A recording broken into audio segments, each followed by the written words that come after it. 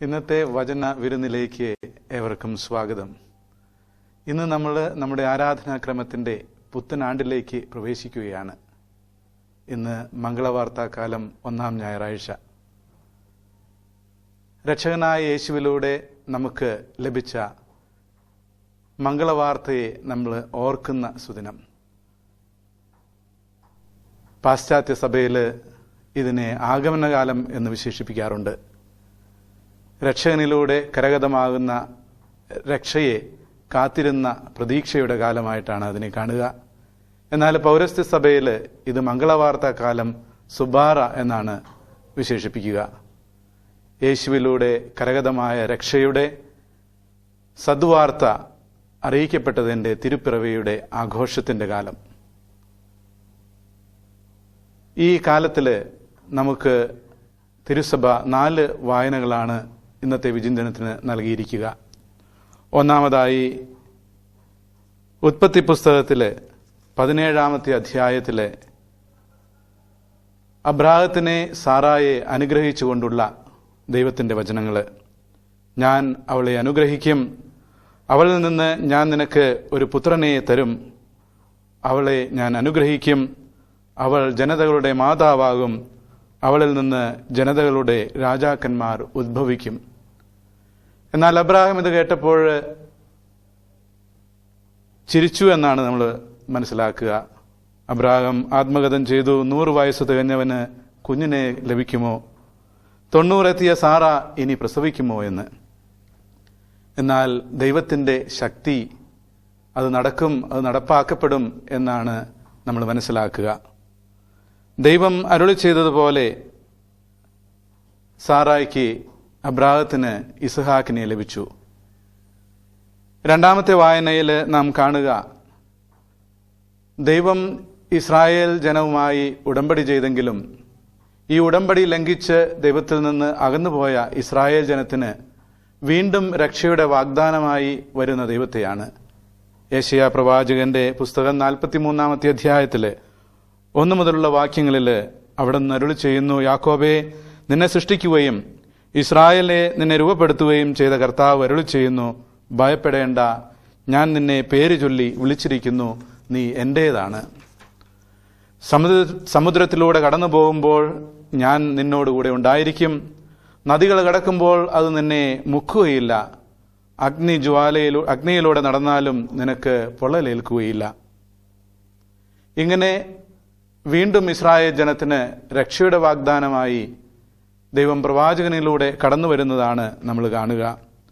എന്നാൽ ഇങ്ങനെ വീണ്ടും ദൈവം പ്രവാചകനിലൂടെ രക്ഷ വാഗ്ദാനം ചെയ്യുമ്പോൾ അവിടെ നിന്ന് ആവശ്യപ്പെടുന്നുണ്ട്, നിങ്ങൾ എൻ്റെ സാക്ഷികളാണ്, എന്നെ അറിഞ്ഞ് വിശ്വസിക്കുവാനും ഞാനാണ് ദൈവമെന്ന് ഗ്രഹിക്കുവാനും ഞാൻ തിരഞ്ഞെടുത്ത ദാസനാണ് ഇസ്രായേലെന്ന്.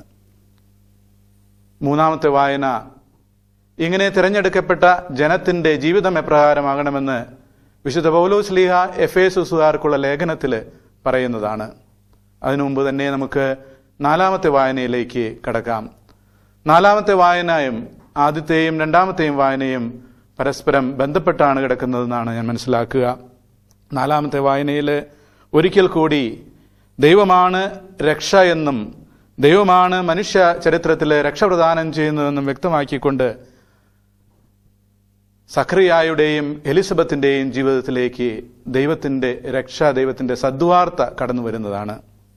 വൃദ്ധനായ സഖറിയാസിനും വൃദ്ധയും വന്ധ്യവുമായ എലീശായ്ക്കും മംഗളവാർത്ത നൽകിക്കൊണ്ടുള്ള സദ്വാർത്ത. നിന്റെ പ്രാർത്ഥന കേട്ടിരിക്കുന്നു, നിന്റെ ഭാര്യ എലിസബത്തിൽ നിനക്ക് ഒരു പുത്രൻ ജനിക്കും, നീ അവന് യോഹന്നാൻ എന്ന് പേരിടണം. പ്രിയപ്പെട്ടവരെ, ദൈവത്തിൻ്റെ ശക്തിയുടെയും കൃപയുടെയും കടാക്ഷമായിട്ടാണ് മംഗളവാർത്ത കടന്നു വരുന്നത്. ഈ മംഗളവാർത്താ കാലത്തിൽ നാം ഓർക്കുന്നതും അനുസ്മരിക്കുന്നതും മനുഷ്യ ജീവിതത്തിലെ, മനുഷ്യ ചരിത്രത്തിലെ ദൈവത്തിൻ്റെ ഇടപെടലാണ്. ഇങ്ങനെ ദൈവം മനുഷ്യന്റെ ചരിത്രത്തിൽ ഇടപെടുമ്പോൾ അത് മനുഷ്യന് മംഗളവാർത്തയായി തീരുന്നതാണ്. 3-ാമത്തെ വായനയിൽ ഈ മംഗളവാർത്ത സ്വീകരിച്ച് നമ്മൾ എപ്രകാരമാണ് ജീവിക്കേണ്ടതെന്ന് വിശുദ്ധ പൗലോസ് ശ്ലീഹ എഫേസുസുകാർക്കുള്ള ലേഖനത്തിൽ 5-ാമത്തെ അധ്യായത്തിൽ പറയുന്നുണ്ട്. അവിടുന്ന് പറയുന്നത് നമ്മൾ ദൈവത്തിൻ്റെ കുടുംബമായി തീരാനാണ്.